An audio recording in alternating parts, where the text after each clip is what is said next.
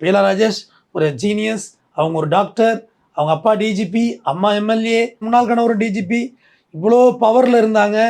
இவங்களே சுகாதாரத்துறை டைரக்டராக இருந்தவங்க, அவங்களே அந்த நோய்க்கு முன்னாடி சாதாரண ஆளாயிட்டாங்க. எளிய மனிதர்கள் நம்ம யார் அதுக்கு? இன்னும் சொல்ல போனால் இன்ஃபேக்ட் அவங்கள்ட்ட இருந்த செல்வாக்குக்கு தான் இவ்வளோ நாள் மருத்துவத்தில் தாக்கு பிடிச்சிருக்கலாம். நமக்கு அதை இவ்வளோ நாள் ட்ராவல் கூட பண்ண முடியாதுல்ல. எத்தனையோ பேருக்கு ஒரு இடத்துலேருந்து இந்த ஒரு ஊர்லேருந்து சென்னைக்கு வந்து கீமோ கொடுத்துட்டு போகிறது பஸ் காசு இல்லாதவங்களாம் இருக்காங்க. பேருந்து கட்டணம் வேணும் இல்லை, வந்து இங்கே இறங்கி குளிச்சுட்டு போய் நீங்கள் மருத்துவம் பண்ணிட்டு வரணும். அந்த மாதிரி காம்ப்ளிகேட்டடான இடங்கள்லாம் இருக்குது. இவங்களுக்கு அந்த வசதி வாய்ப்பு இருந்தது, அதை பயன்படுத்தியிருக்கலாம்.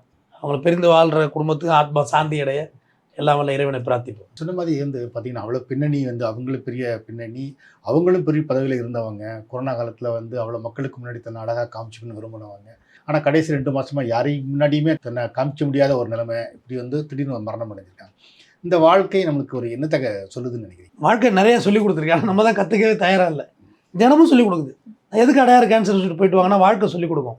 நம்ம ரொம்ப நல்லாயிருக்கும், வி ஆர் தி பெஸ்ட், நம்ம ரொம்ப நல்லாயிருக்கும், டுடே நல்ல நாள், இன்றைக்கி நமக்கு எந்த குறையும் இல்லை, அதை மட்டும் நினச்சிங்க. போய் அந்த கேன்சர் இன்ஸ்டியூட்டை கண்டிப்பாக போய் பாருங்கள். அது உங்களுக்கு நிறைய பெரிய பாடத்தை கற்றுக் கொடுக்கும்.